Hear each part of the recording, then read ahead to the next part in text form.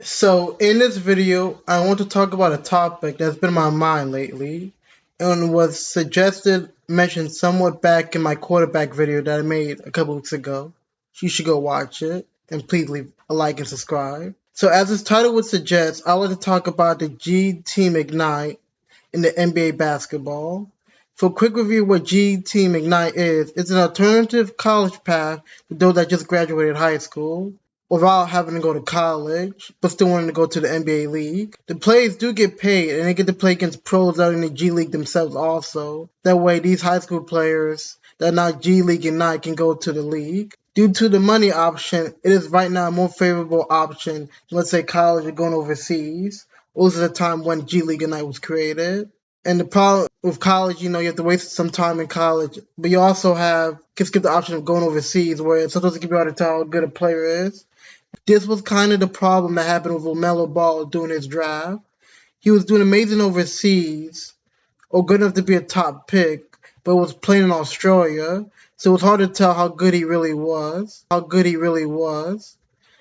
It wasn't his production that made him amazing, or was it due to the weak competition that he was facing? Kind of like a high school kid playing receiver that balls out in the middle of nowhere town for football, but you can't tell if he's really good or is it just due to his lack of competition.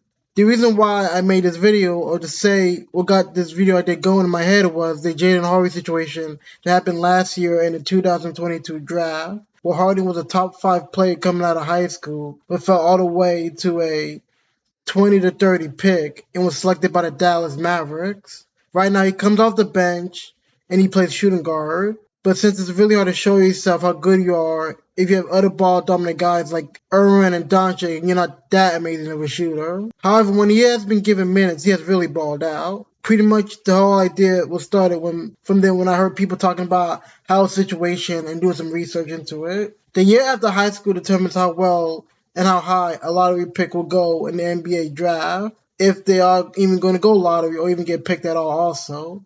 The longer you spend in college basketball, the more it can hurt your stock, especially if you're a 4-year college player. A highly scouted high school player that had average first year in college and going to the draft will be drafted higher than, let's say, a college senior that was above average. If you stay more than really a year, you pretty much have to do amazing or put a show out in March Madness, such as what happened with DeAndre Hunter, that's now in the Atlanta Hawks back in 2019, where he won the NCAA National Championship.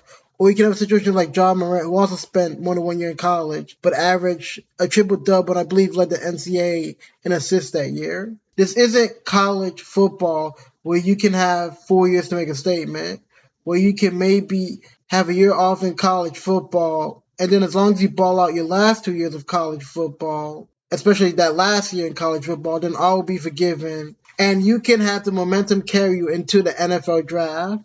Heck, you can even transfer to other colleges without redshirting anymore. And if you ball out those other colleges, then people forget about what happened near the beginning. This is why a lot of times over the last 10 years, top high school prospect basketball will go to reputable college that the history is sending players to the league and a structure to continuously do it, such as Duke or North Carolina. Sure, you do have allies that go against it, such as Markelle Fultz that went to the University of Washington and Anthony Edwards that went to the University of Georgia. But in both of those cases, those players stayed in their home state and they didn't exactly go to the best college for basketball. But their immense talents carried them and allowed them to be a number 1 draft pick in each of their respective years. Most players, however, if they are top prospects in high school, will go to a college where they can really be a clear-cut star, the first option pretty much, with usually an offense that runs through them that play and where they're leading the team in field goal attempts. They want to make a good demonstration, get a bunch of amazing stats, and get drafted. Heck, you don't even have to really make it to the NCAA tournament or even play an NCAA tournament.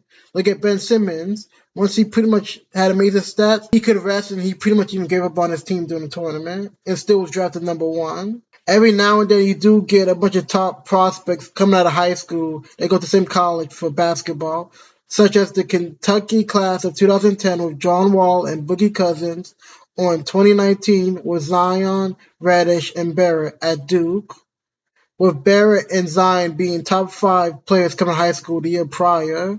But we all know, let's be honest, Zion was the alpha of that team. The problem is because the G Ignite is a relatively new thing, some or most of these top high school prospects end up on the same team. There's not enough teams to spread them around like they do in college basketball. This can be a problem when, let's say, you have two players whose main contribution comes from being on the ball. They both don't get to show the full potential, which could be shown if they had their own team in college basketball. Could you imagine how well Trae Young would have looked in college if you had another ball dominant guard playing with him? He wouldn't look as amazing as he did during his 1 year in Oklahoma. A lot of times these guys were the guys on their teams in which the offense was run through them in high school. And let's be honest also, the coaches on these G Ignite teams may not know how to have these guys lower their production or making themselves look good. Unlike, let's say, a college coach like Coach K that has had multiple top picks on the team and still had them get drafted highly. Why these G Ignite coaches could possibly be telling the players play and figure it out, which is kind of scary. It's especially bad since you know that these players are straight out of high school and might not have the best shot selection, which usually gets better with age, unless you're natural like LeBron James. Pretty much they have to fill the whole G League Ignite system by giving them more team than G League Ignite or better coaching or a better system.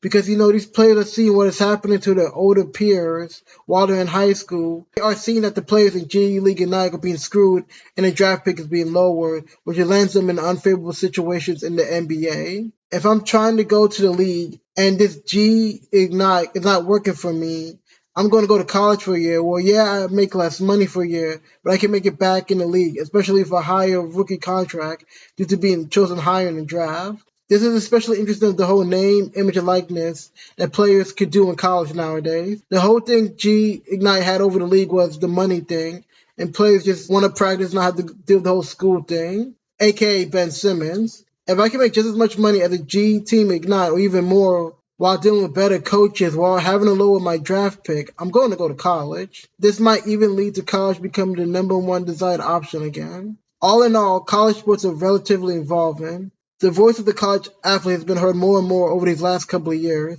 and G Ignite was a way in the right direction. The next couple of years, who knows what will change for the college athlete. Maybe these college athletes will be treated as full college employees and not so much students. So thanks for watching my video. This was just an idea I kind of wanted to talk about. So please like and subscribe, and thank you for your time.